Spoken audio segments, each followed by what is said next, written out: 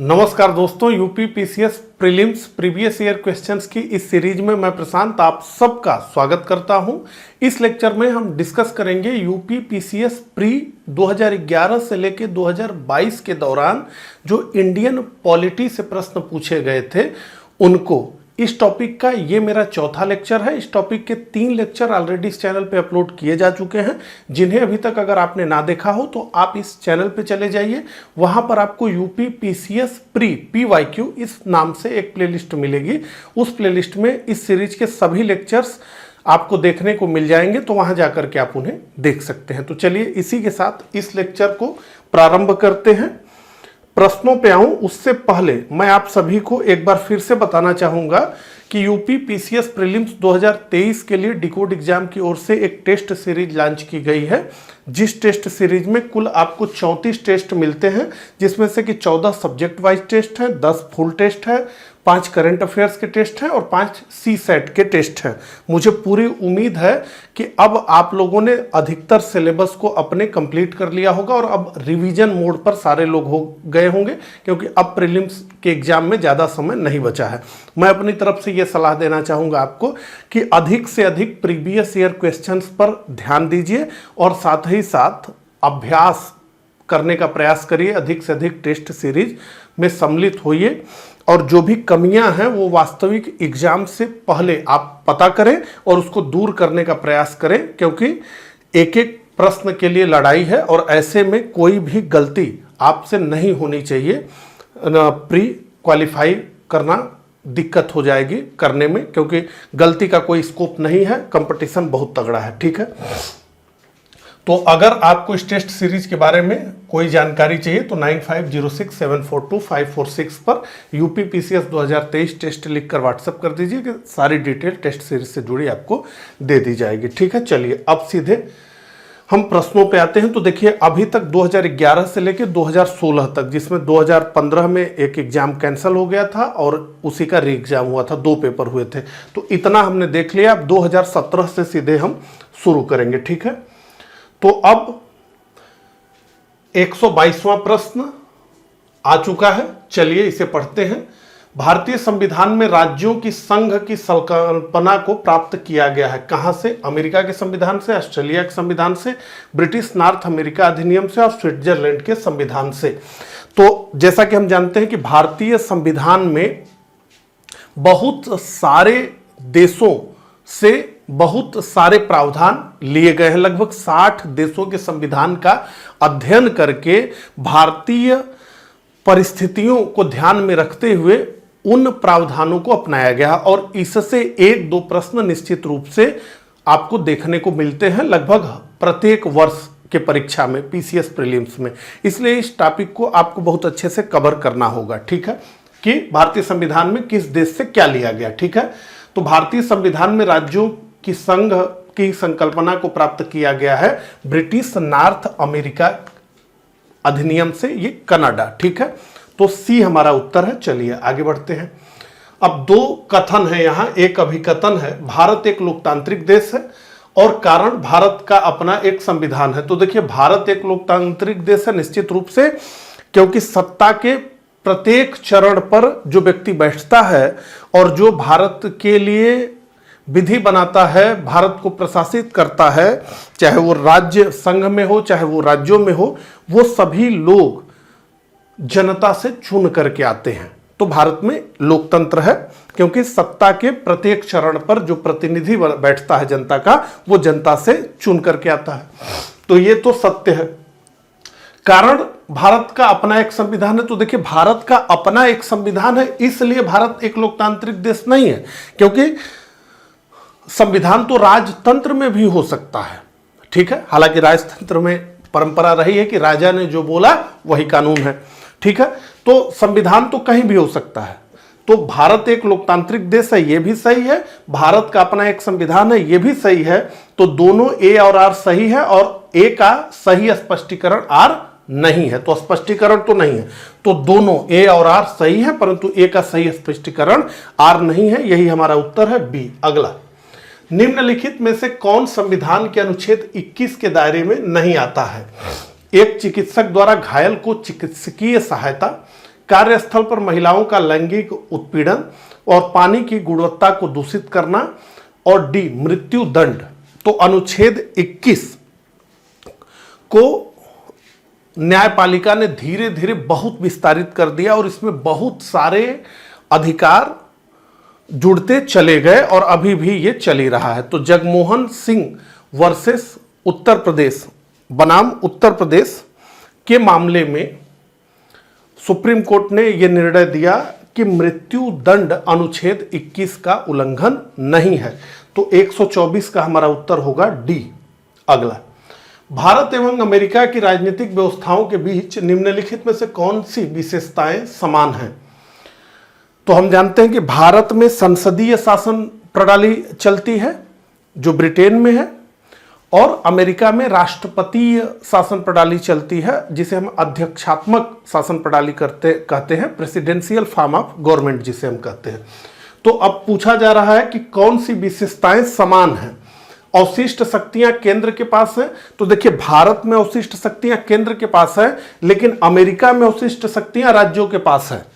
ठीक है, तो ये दोनों नहीं। राष्ट्रपति के पास पॉकेट वीटो की शक्ति है और उच्च सदन में कुछ मनोनीत सदस्य होते हैं 12 भारत में राज्यसभा में, तो ये भी नहीं। तो केवल एक राष्ट्रपति के पास पॉकेट वीटो की शक्ति है, यही सिमिलरिटी है। तो 125 का जो हमारा उत्तर है वो है ए, केवल 3। अगला, लोकसभा का अधिवेशन घटित करने हेतु गण पूर्ति कोरम कितनी है? सदन के सदस्यों की कुल संख्या का 6ठा भाग, सदन के सदस्यों की कुल संख्या का 10वां भाग, सदन के सदस्यों की कुल संख्या का 4था भाग और सदन के सदस्यों की कुल संख्या का 3रा भाग। तो देखिए लोकसभा के सत्र के लिए एक रूल बनाया गया है कि सत्र तभी चलेगा जब एक गण पूर्ति, एक कोरम पूरा होगा। और ये कोरम का मतलब क्या है? तो सदन के सदस्यों की कुल संख्या का 10वां भाग। तो मतलब यह है कि अगर लोकसभा को चलाना है, उसका की बैठक है, तो जब तक वो सत्र तभी चलेगा जब उसमें 1/10वां भाग 10% सदस्य उपस्थित हो। तो करीब 55 अगर उपस्थित होंगे तभी लोकसभा की बैठक होगी और राज्यसभा के लिए यह संख्या 25 हो जाएगी। ठीक है, तो 10वां हिस्सा यानी 10% भी हमारा उत्तर है। सदन के सदस्यों की कुल संख्या का 10वां भाग। अगला, सूची 1 को सूची 2 के साथ सुमेलित करना है। तो सूची 1 में तो राज्य है और सूची 2 में राज्यसभा के सदस्यों की संख्या है। इस तरह के प्रश्नों को थोड़ा सा कॉमन सेंस लगा करके भी किया जा सकता है कि अगर हमें राज्य की जनसंख्या का मोटा अनुमान है, राज्य के क्षेत्रफल का भी मोटा अनुमान है, तो एक प्रॉपर जो है हम निकाल सकते हैं। ठीक है, तो गुजरात, कर्नाटक, केरल, उड़ीसा।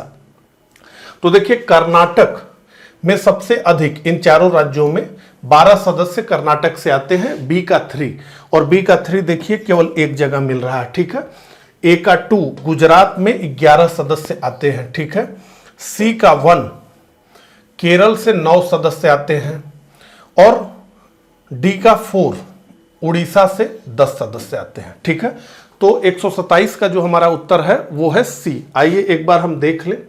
तो यहां पर राज्यसभा में किन राज्यों को कितना स्थान प्राप्त है, यानी किन राज्यों से कितने सदस्य चुनकर जाते हैं, उसकी पूरी लिस्टिंग की गई है। ठीक है, तो अभी हम जानते हैं जम्मू कश्मीर पहले राज्य था, तो अब जम्मू कश्मीर और लद्दाख 2 केंद्र शासित प्रदेश बन गए हैं। ठीक है, तो ये चार्ट है, स्क्रीनशॉट आप ले सकते हैं, एक बार देख लेंगे तो ध्यान रहेगा। ठीक है, चलिए, प्रोटेम स्पीकर सामान्यतः किसे नियुक्त किया जाता है?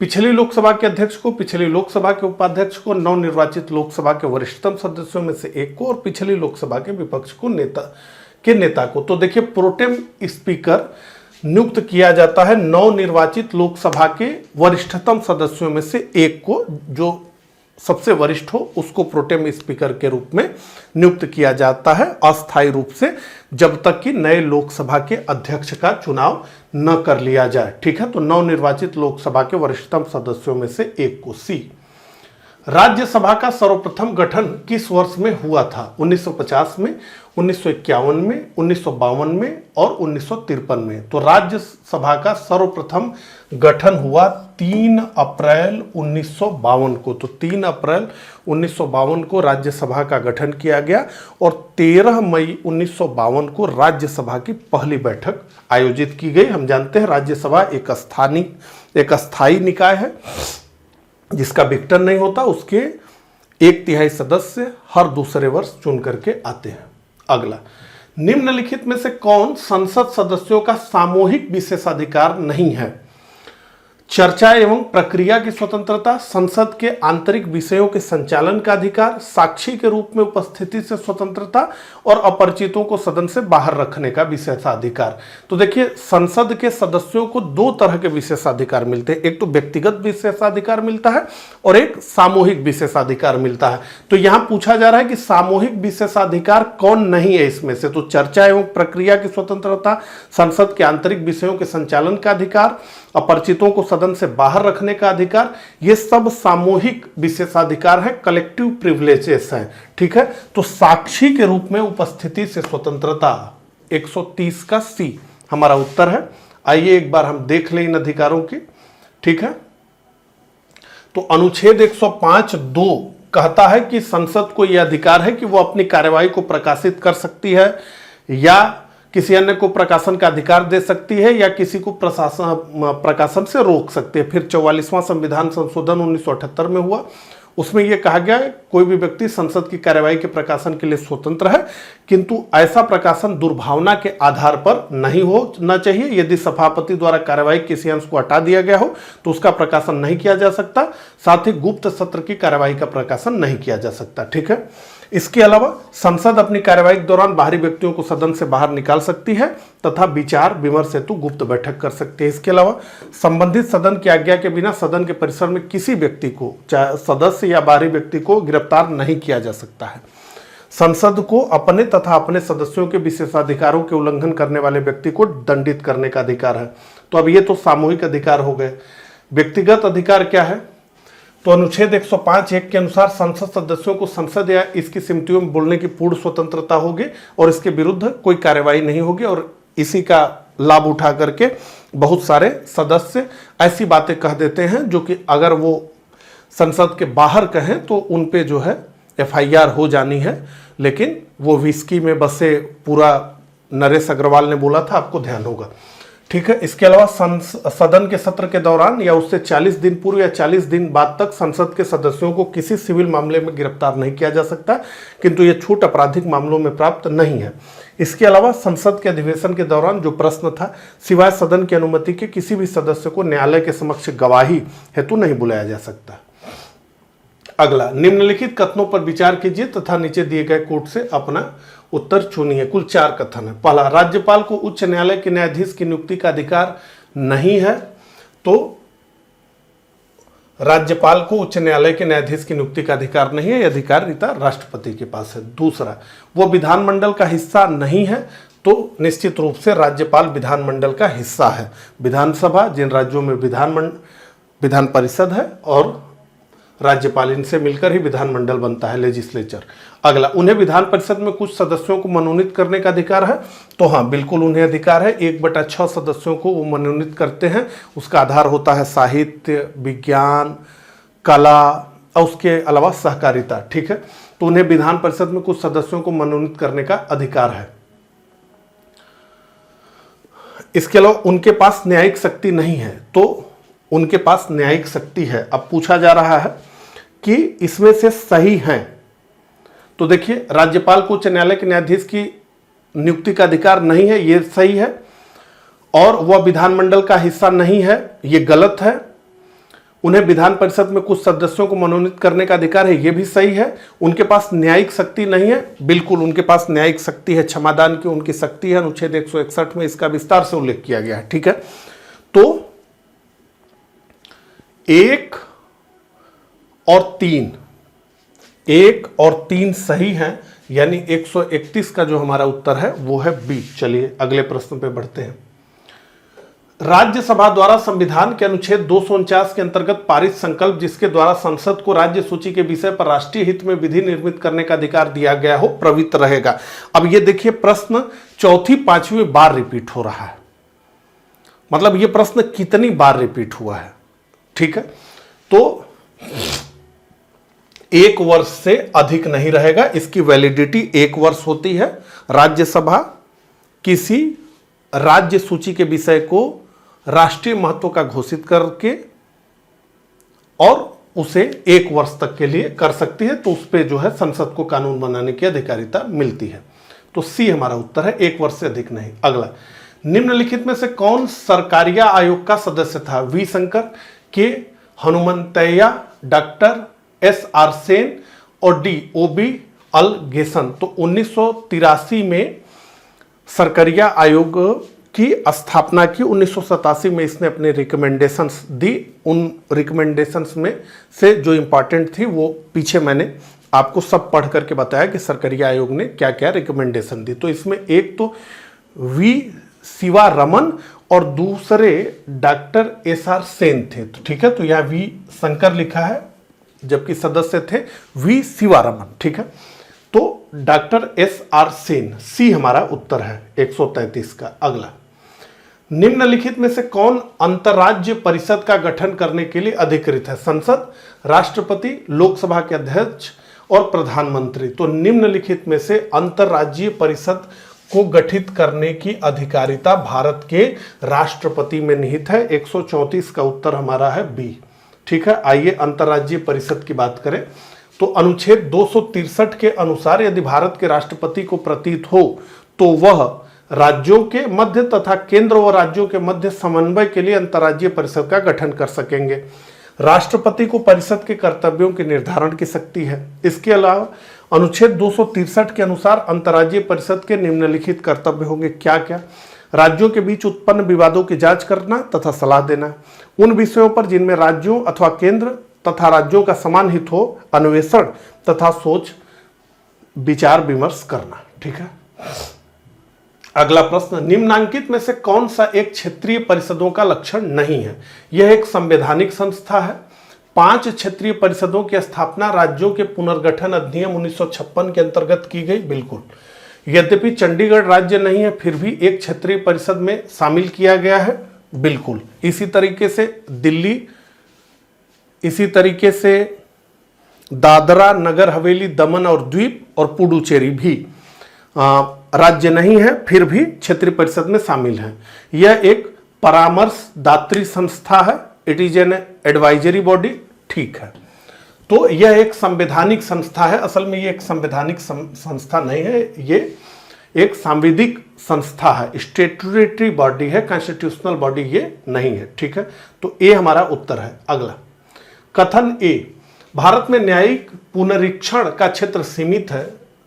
The scope of judicial review is limited in India. भारतीय संविधान में कुछ उधार की वस्तुएं हैं। तो भारत में न्यायिक पुनरीक्षण का क्षेत्र सीमित है। हालांकि अब केशवानंद भारती मामले के बाद ये काफी विस्तारित हो रहा है, लेकिन ठीक है, भारत में न्यायिक पुनरीक्षण का क्षेत्र सीमित है। ये अमेरिका से जोड़ करके प्रश्न पूछा जा रहा है, उसके कंपैरिजन में। भारतीय संविधान में कुछ उधार की वस्तुएं हैं, तो निश्चित रूप से भारतीय संविधान में बहुत सारी वस्तुएं उधार की ही हैं। ठीक है, तो ए और आर सही है, परंतु ए का सही स्पष्टीकरण आर नहीं है। तो 136 का जो हमारा उत्तर है वो है बी। चलिए अगले प्रश्न पे बढ़ते हैं। चुनाव आयोग की घोषणा होते ही राजनीतिक दलों को आदर्श आचार संहिता का पालन करना होता है। तो निश्चित रूप से चुनाव की घोषणा होते ही राजनीतिक दलों को आदर्श आचार संहिता का पालन करना होता है। आदर्श आचार संहिता में बहुत सारे विषयों का उल्लेख होता है कि किस प्रकार से प्रत्याशी को, राजनीतिक दल को आचरण करना चाहिए, क्या करना है क्या नहीं करना है, ये सारे दिशा निर्देश। आदर्श आचार संहिता को संसद ने अधिनियमित किया था? नहीं, आदर्श आचार संहिता को चुनाव आयोग ने ही विकसित किया राजनीतिक दलों के साथ बैठकर। तो ये संसद से अधिनियमित नहीं हुआ है। तो ए सही है, आर गलत है। तो ए सही है परंतु आर गलत है, सी हमारा उत्तर है। अगला, सूची 1 को सूची 2 के साथ सुमेलित कीजिए। Match list 1 with list 2। अब लिस्ट के क्वेश्चंस में घबराना नहीं होता है, ज्यादातर लिस्ट के क्वेश्चन आराम से हो जाते हैं जो आपको आता हो। तो न्यायिक पुनरीक्षण शक्ति का परिसीमन, ठीक है, तो अब ये तो मुझे भी नहीं पता है। संपत्ति के अधिकार को मौलिक अधिकारों से हटाया जाना, ये पता है, 44वां संविधान संशोधन। तो बी का 4 हमें कहां दिख रहा है? बी का 4 हमें बी में दिख रहा है, सी में दिख रहा है।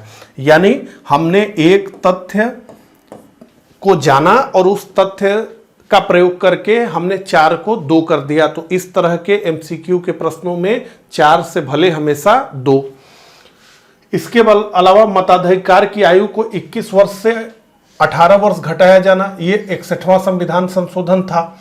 तो सी का 1 हमें कहां दिख रहा है? देखिए सी का 1 हमें बी में भी दिख रहा है और सी में भी दिख रहा है, इसका मतलब उत्तर नहीं मिलेगा, ठीक है। उद्देशिका में पंथ निरपेक्ष शब्द का जोड़ा जाना सबसे आसान, बहुत बार पूछा गया, 42वां संविधान संशोधन।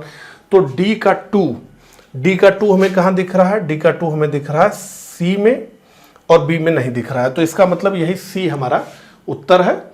और न्यायिक पुनरीक्षण की शक्ति ए का 3 भी हमें यहां दिख रहा है, ठीक है।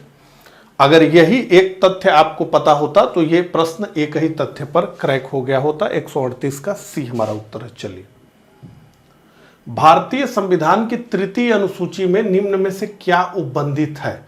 संघ के मंत्री के लिए पद की शपथ का प्रारूप, उच्चतम न्यायालय के मुख्य न्यायाधीश द्वारा ली जाने वाली शपथ का प्रारूप, भारत के राष्ट्रपति के लिए पद की शपथ का प्रारूप, संसद के सदस्य द्वारा ली जाने वाली शपथ का प्रारूप।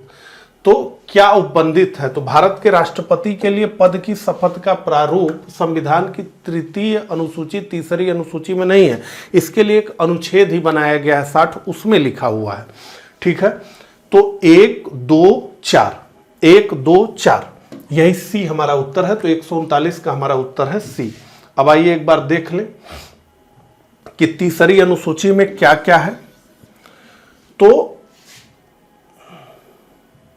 संघ के मंत्री के शपथ या प्रतिज्ञान का प्रारूप, संसद के लिए निर्वाचन हेतु अभ्यर्थी, संसद के सदस्य, सर्वोच्च न्यायालय के न्यायाधीश, भारत के नियंत्रक, महालेखा परीक्षक, राज्यों के मंत्री, राज्य विधानमंडल के लिए निर्वाचन के अभ्यर्थी, राज्य विधानमंडल, उच्च न्यायालयों के न्यायाधीश, ठीक है।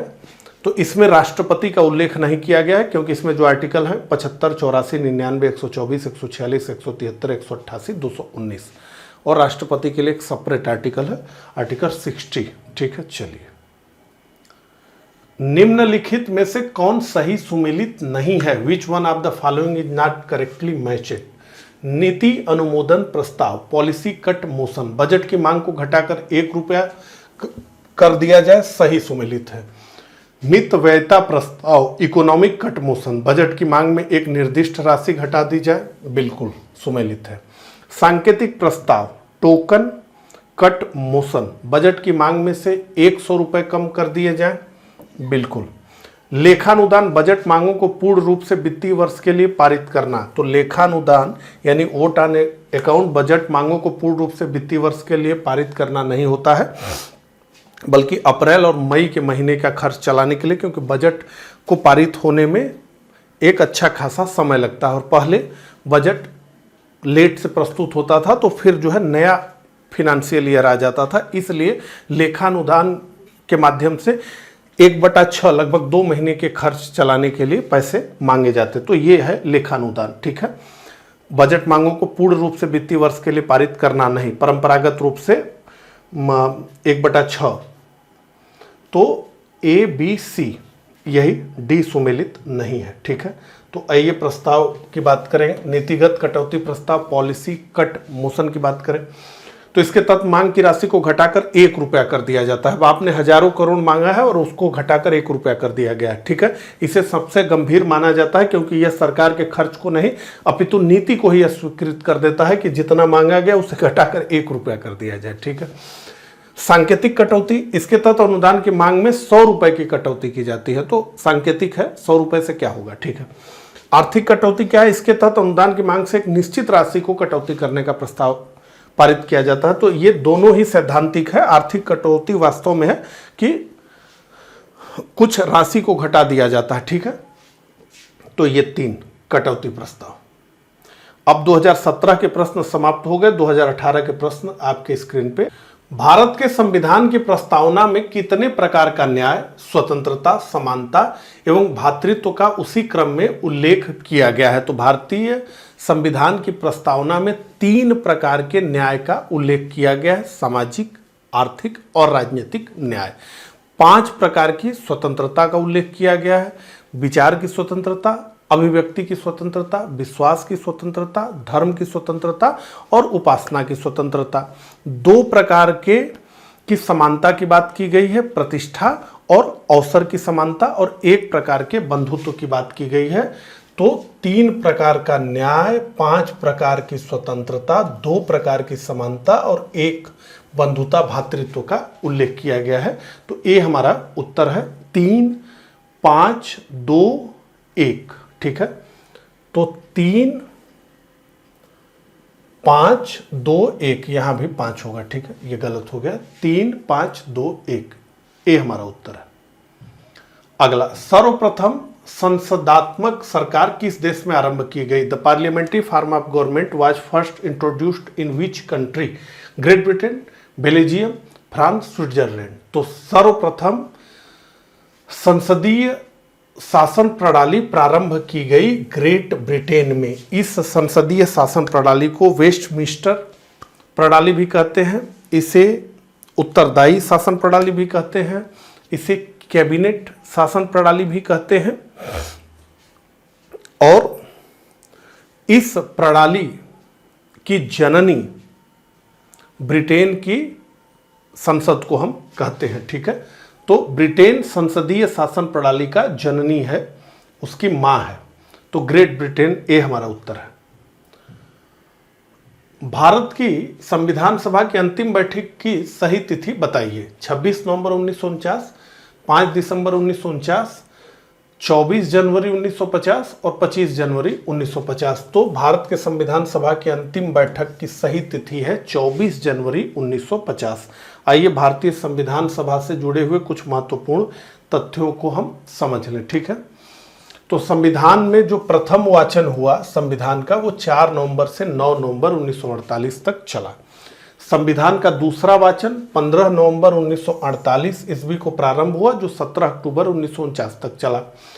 संविधान सभा में संविधान का तीसरा वाचन 14 नवंबर 1949 ईस्वी को प्रारंभ हुआ, जो 26 नवंबर 1949 ईस्वी तक चला। और तृतीय वाचन के दौरान ही डॉक्टर अंबेडकर द्वारा प्रस्तुत the constitution as settled by the assembly be passed प्रस्ताव 26 नवंबर को पारित किया गया। इस समय संविधान सभा के 284 उपस्थित सदस्यों ने संविधान पर अपने हस्ताक्षर किए, इनमें 8 महिलाएं भी थी। ये प्रश्न पूछ लेता है। ठीक है, संविधान सभा द्वारा संविधान बनाने का कार्य 2 वर्ष 11 महीना 18 दिन में पूरा किया गया और संविधान निर्माण का यह कार्य 11 अधिवेशनों में किया गया।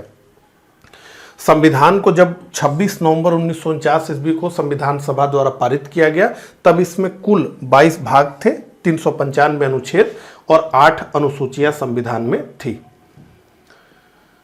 तो संविधान के 15 अनुच्छेद, ठीक है, जिसमें से कि राष्ट्रपति के शपथ वाला भी अनुच्छेद है, क्योंकि राष्ट्रपति शपथ नहीं लेंगे तो फिर वो राष्ट्रपति होंगे कैसे? कोई भी पदाधिकारी जब तक शपथ नहीं लेगा तब तक उसे नहीं माना जाता है। तो संविधान के 15 अनुच्छेद 26 नवंबर 1949 ईस्वी को लागू किया गया और शेष जानते हैं हम 26 जनवरी 1950 ईस्वी को लागू हुए।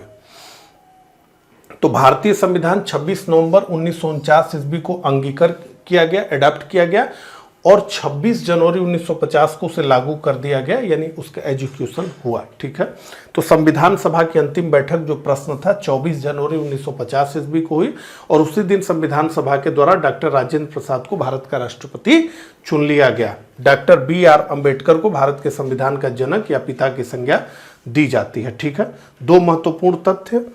22 जुलाई 1947 को संविधान सभा द्वारा राष्ट्रीय ध्वज जो कि तिरंगा है उसको स्वीकृत किया गया और 24 जनवरी 1950 को भारत के राष्ट्रगान और राष्ट्रगीत को भी स्वीकृत किया गया। अगला, भारत के संविधान के किस भाग में हम नागरिकता से संबंधित प्रावधानों को पाते हैं? भाग 1, भाग 2, भाग 6 और भाग 9। देखिए, संविधान की अनुसूचियां और संविधान के भाग से बहुत सारे प्रश्न देखने को मिल रहे हैं। इसलिए ये तो दिमाग में बैठा ही लीजिए कि संविधान के भाग और संविधान की अनुसूचियां आपको अच्छे से पता होनी चाहिए, क्योंकि केवल इतने से ही आप समझ लीजिए कि किसी वर्ष 2-2, 3-3 प्रश्न देखने को मिल जा रहा है। इसलिए इसे तो बिल्कुल रट करके रखना है, इससे बहुत बड़ा लाभ आपको मिलेगा। प्रश्न 2-3 मिल जाएंगे, ठीक है। तो संविधान के भाग 2 में अनुच्छेद 5 से 11 के बीच हमें नागरिकता से संबंधित प्रावधानों का हम उल्लेख पाते हैं। 144 का हमारा उत्तर है बी। राज्य के नीति निदेशक तत्व सहज अध्ययन के लिए निम्न में से कौन से भागों में विभाजित किए गए हैं? तो DPSP, directory principle of state policy, राज्य के नीति निदेशक सिद्धांतों को 3 भागों में बांटा जाता है। एक समाजवादी, एक उदार बौद्धिकतावादी, पश्चिम उदारवाद, और सी गांधीवादी, ठीक है। तो ये तीनों में विभाजित है डीपीएसपी। डी हमारा उत्तर है, ठीक है। चलिए, निम्नलिखित में से किसके संबंध में राज्यसभा का अन्य अधिकार है? देखिए फिर से प्रश्न आ गया। राष्ट्रपति को अपदस्थ करने हेतु कार्रवाई आरंभ करना? नहीं। सर्वोच्च न्यायालय के न्यायाधीशों को अपदस्थ करने हेतु कार्रवाई करना? नहीं। एक नई अखिल भारतीय सेवा के सृजन हेतु स्तुति करना? तो राज्यसभा के पास 2 विशेषाधिकार हैं जो लोकसभा के पास नहीं है। एक तो राज्य सूची के किसी विषय को राष्ट्रीय महत्व का घोषित कर दे तो संसद को अधिकार मिल जाएगा उस पर कानून बनाने का, और दूसरी अधिकारिता राज्यसभा के पास है कि वो अनुच्छेद 312 में बताई गई है कि वो एक नई अखिल भारतीय सेवा का सृजन कर सकती है। और ये दोनों विशेषाधिकार उसे क्यों मिले हुए हैं? तो वो इसलिए मिले हुए हैं कि संघ में जो संसद है वो भारत के नागरिकों का प्रतिनिधित्व करती है, लेकिन संघ में जो राज्यसभा है वो असल में राज्यों का प्रतिनिधित्व करती है, इसीलिए 2 सदन चाहिए, ठीक है। तो एक संघीय देशों में 2 सदन, एक सदन राज्यों को रिप्रेजेंट करता है संघ में, यूनियन में, फेडरेशन में। अगला, बिना अनुमति के कितने दिन संसद से अनुपस्थित रहने पर किसी संसद को अयोग्य घोषित किया जा सकता है? 30 दिन, 60 दिन, 90 दिन, 120 दिन। तो बिना अनुमति के संसद से अनुपस्थित रहने पर सांसद को 60 दिन अगर वो अनुपस्थित रहता है तो उसे अयोग्य घोषित कर दिया जाएगा। 147 का उत्तर बी है। अगला, निम्नलिखित में से किसे भंग नहीं किया जा सकता पर समाप्त किया जा सकता है? लोकसभा, राज्यसभा, विधानसभा, विधान परिषद। तो भंग नहीं किया जा सकता विधान परिषद को, लेकिन इसे समाप्त किया जा सकता है। इसका उल्लेख अनुच्छेद 169 में किया गया है कि कैसे विधान परिषद की स्थापना होगी या कैसे उसका विघटन हो जाएगा, ठीक है। तो विधान परिषद भी एक अस्थायी निकाय है, इसके भी सदस्यों का कार्यकाल 6 वर्ष होता है, लेकिन इसे समाप्त किया जा सकता है, ठीक है। तो केवल 6 राज्यों को छोड़ करके भारत में किसी राज्य में विधान परिषद नहीं है। अगला, लोकसभा में केंद्र शासित क्षेत्रों का सर्वाधिक प्रतिनिधित्व कितना हो सकता है? A 15, B 20, C 25 और D उपरोक्त में से कोई नहीं। तो लोकसभा में केंद्र शासित क्षेत्रों का सर्वाधिक प्रतिनिधित्व हो सकता है 20 सीटों का, ठीक है। आइए एक बार देख लें ये सारे विषय को। तो देखिए, अनुच्छेद जो 81 है भारतीय संविधान का, वो लोकसभा के गठन का प्रावधान करता है, और मूल संविधान जो हमारा था उसमें लोकसभा के सदस्यों की कुल संख्या 500 निर्धारित की गई थी। लेकिन 7वां संविधान संशोधन जो 1956 हुआ उसमें 500 से बढ़ाकर इसे 525 कर दिया गया। फिर 31वां संविधान संशोधन 1973 में इस 525 को बढ़ाकर 545 कर दिया गया।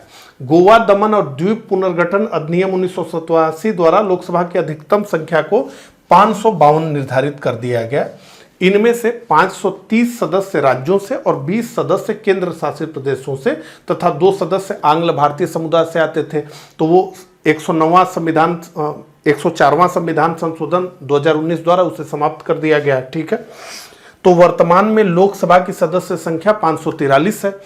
इनमें से 524 सदस्य राज्यों से हैं और 19 सदस्य केंद्र शासित प्रदेश से हैं। तो राज्यों से अधिकतम कितने हो सकते हैं? तो अधिकतम 530 हो सकते हैं और केंद्र शासित प्रदेश से अधिकतम कितने हो सकते हैं, तो 20 हैं। तो राज्यों से वर्तमान में कितने हैं, 524 हैं, और केंद्र शासित प्रदेश से 19 हैं। ठीक है, चलिए अब यहां पर लिस्ट, अच्छा लिस्ट लगता है मैं लगाना भूल गया, तो वो है नहीं। ठीक है, चलिए निम्नलिखित में से कौन सा भारत में भाषा के आधार पर बना पहला राज्य था, केरल, मध्य प्रदेश, आंध्र प्रदेश, उत्तर प्रदेश। तो भारत में भाषा के आधार पर 1953 में बना था राज्य आंध्र प्रदेश। ठीक है, सी हमारा उत्तर है। आइए एक बार इस पूरे बृहद विषय को, जो भाषाई आधार पर राज्यों के पुनर्गठन की मांग थी, उसको हम देख लें। तो जैसे ही भारत को स्वतंत्रता मिली, भारत के कई हिस्सों से भाषा के आधार पर राज्य गठित करने के लिए आंदोलन प्रारंभ हो गया, मांग प्रारंभ हो गई। ठीक है, तो इस प्रश्न का हल करने के लिए कि भाषा के आधार पर राज्यों का पुनर्गठन हो या न हो, तो एक कमेटी बनाई गई, न्यायमूर्ति एस.के. धर की अध्यक्षता में। ये 4 सदस्यीय भाषाई प्रांत आयोग गठन किया गया। दिसंबर 1948 में इन्होंने अपनी रिपोर्ट प्रस्तुत की और भाषा के आधार पर राज्यों के पुनर्गठन को खारिज कर दिया और प्रशासनिक सुविधा के आधार पर राज्यों का पुनर्गठन का समर्थन किया, तो इन्होंने खारिज कर दिया। धर आयोग ने, एस.के. धर इसके अध्यक्ष थे। तो धर आयोग की सिफारिश का तुरंत विद्रोह हुआ इनके बाद का, क्योंकि जो लोग मांग कर रहे थे उन्होंने कहा कि नहीं बनना चाहिए।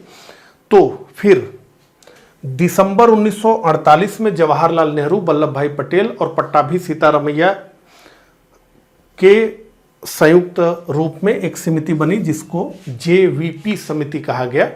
ये कांग्रेस कार्य समिति के द्वारा बनाई गई समिति थी। इसने भी भाषाई आधार पर राज्यों के पुनर्गठन की मांग को खारिज कर दिया। देखिए, कांग्रेस को लग रहा था 1947 के पश्चात कि अगर भाषा के आधार पर राज्यों के गठन को हम मान लेते हैं तो ये मांग निरंतर बढ़ती जाएगी भारत के विभिन्न क्षेत्रों से, तो ये बड़ी स्थिति खराब हो जाएगी। ठीक है,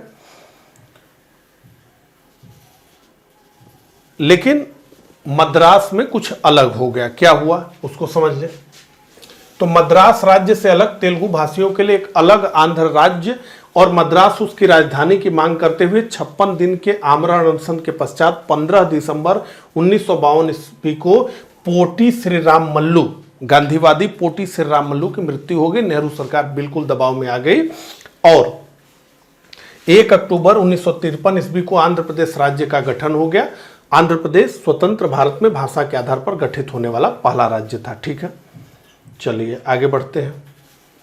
यहां पर आप देख सकते हैं भारत की स्वतंत्रता के बाद ये 1951 का मैप है और ये 1956 का मैप है, राज्य पुनर्गठन जब किया गया। ठीक है, तो उससे पहले 4 प्रकार के स्टेट थे, state A, state B, state सी और स्टेट डी, जिसमें अंडमान और निकोबार था। ठीक है, चलिए सरकारिया आयोग की संस्तुतियां निम्नलिखित में किससे संबंधित है। सरकारिया आयोग से भी बहुत प्रश्न पूछा गया है पिछले वर्षों में। राजस्व का वितरण, राष्ट्रपति की शक्तियां, संसद की सदस्यता, निश्चित रूप से केंद्र राज्य संबंध। 151 का उत्तर है डी।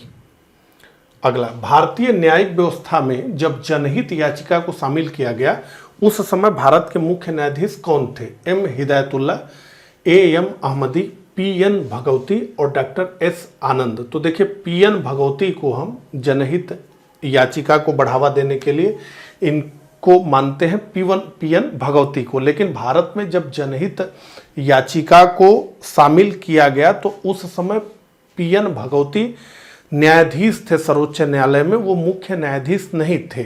वाई.बी. चंद्रचूड़ उस समय मुख्य न्यायाधीश थे, तो इसलिए ये प्रश्न गलत है। ठीक है, इसका कोई उत्तर नहीं है। आइए थोड़ा देख लें तो और समझ में आ जाएगा। तो देखिए, इस विषय को समझ लीजिए। संविधान लागू होने के पश्चात, भारत की स्वतंत्रता के पश्चात या उससे पहले भी न्यायालयों का इतिहास है, तो उसमें एक कॉन्सेप्ट यूज होता था, लोकस स्टैंडाई या अधिकारिता, जिसे कहते हैं स्टैंडिंग। ठीक है, सुनवाई का अधिकार। तो ये क्या कहता था कि जिसके अधिकारों का हनन हुआ है वो खुद ही न्यायालय जाए और न्याय पाए। यानी मैं किसी दूसरे के मामले को लेकर न्यायालय में नहीं जा सकता हूं। मुझे अगर कुछ प्रॉब्लम है तो मैं न्यायालय में जा सकता हूं, ये नहीं कि मेरे शहर में किसी को प्रॉब्लम है तो मैं उसके पक्ष से न्यायालय में जाऊं। ठीक है, मतलब मामला मैं अपना स्वयं का ही ले जा सकता हूं, उसी को कहा लोकस स्टैंडाई। इसके कारण क्या होता था, जो गरीब है, निरक्षर है, ग्रामीण क्षेत्रों में निवास करने वाले हैं, अपने अधिकारों का संरक्षण करना उनको कठिन हो जाता था, नहीं कर पाते थे। ठीक है, तो ऐसे व्यक्तियों के न्याय को सुनिश्चित करने के लिए न्यायपालिका द्वारा सुनवाई का अधिकार के नियम को बदलकर यह सिद्धांत स्वीकार किया गया, कोई भी व्यक्ति या संस्था सामाजिक हित से जुड़े मामलों को न्यायालय में प्रस्तुत करने के लिए वो योग्य होगी। तो भारत में सर्वप्रथम सर्वोच्च न्यायालय के मुख्य न्यायालय के न्यायाधीश पीएन भगवती द्वारा 1979 में हुसैन आरा खातून बनाम बिहार राज्यवाद में जनहित याचिका पब्लिक इंटरेस्ट लिटिगेशन स्वीकार की गई और इस समय सर्वोच्च न्यायालय के मुख्य न्यायाधीश वाईवी चंद्रचूड़ थे। ठीक है, तो क्या प्रावधान था, तो संविधान लागू होने के शुरुआती वर्षों में संवैधानिक उपचार पाने की सामान्य व्यवस्था यही थी कि जिसके अधिकारों का हनन हुआ है वो खुद ही न्यायालय जाए और न्याय पाए। इस पारंपरिक नियम को सुनवाई का अधिकार या अधिकारिता कहते हैं। तो न्यायमूर्ति पीएन भगवती के साथ न्यायमूर्ति बीआर कृष्णा अय्यर को जनहित याचिका को प्रोत्साहन देने के लिए जाना जाता है और इसे सर्वोच्च न्यायालय तथा उच्च न्यायालय दोनों में प्रस्तुत किया जा सकता है। जनहित याचिका की अवधारणा का उद्गम देश संयुक्त राज्य अमेरिका है। जनहित याचिका न्यायिक सक्रियता जुडिशियल रिव्यू का एक प्रमुख पक्ष है। जनहित याचिका के निम्नलिखित उद्देश्य हैं, क्या है, तो कानून के शासन की रक्षा करना, सामाजिक आर्थिक रूप से कमजोर वर्गों की न्याय तक प्रभावी पहुंच बनाना और मौलिक अधिकारों को सार्थक रूप में प्राप्त करना। भारतीय संविधान में भारत की आधिकारिक भाषा से जुड़े प्रावधानों में संसद संशोधन कर सकती है अपने सदस्यों के साधारण बहुमत द्वारा, 2/3 बहुमत, अपने 1/3 सदस्यों के समर्थन द्वारा। तो भारतीय संविधान में भारत की आधिकारिक भाषा से जुड़े प्रावधानों में संसद संशोधन कर सकती है अपने सदस्यों के साधारण बहुमत से। यहाँ पर आप देखें तो साधारण बहुमत से जो संविधान के प्रावधान संशोधित हो जाते हैं उसमें है अनुच्छेद 2 नए राज्यों का प्रवेश, राज्यों के नाम, क्षेत्रफल, सीमा आदि में परिवर्तन, नागरिकता संबंधित प्रावधान, मंत्रियों संबंधित प्रावधान, संसद सदस्यों के वेतन भत्ते, न्यायाधीशों के वेतन भत्ते, भारत के नियंत्रक और महालेखा परीक्षक, राज्यों में विधान परिषदों का सृजन और समापन, राज्यों के नाम, उनके न्यायिक क्षेत्र, राष्ट्रपति, राज्यपाल आदि के वेतन और भत्ते, अनुसूचित जनजाति क्षेत्रों का प्रशासन और संविधान द्वारा मान्यता प्राप्त भाषाएं। अगला, निम्नलिखित करों में कौन सा कर ग्राम पंचायतों द्वारा लगाया जाता है, बिक्री कर, भू राजस्व कर, स्थानीय मेलों पर कर और उपरोक्त में से कोई नहीं। तो निम्नलिखित करों में से ग्राम पंचायत द्वारा लगाया जाता है स्थानीय मेलों पर कर। ठीक है, तो सी टैक्स ऑन लोकल फेयर्स, तो सी हमारा उत्तर है। इस प्रकार से 2017 से लेकर 2018 के प्रश्नों को हमने डिस्कस किया। मुझे कमेंट करके जरूर बताइएगा कि मेरा ये प्रयास आपको कैसा लगा। मिलता हूं इसी तरह के अगले लेक्चर में, तब तक के लिए आप सभी को नमस्कार, धन्यवाद।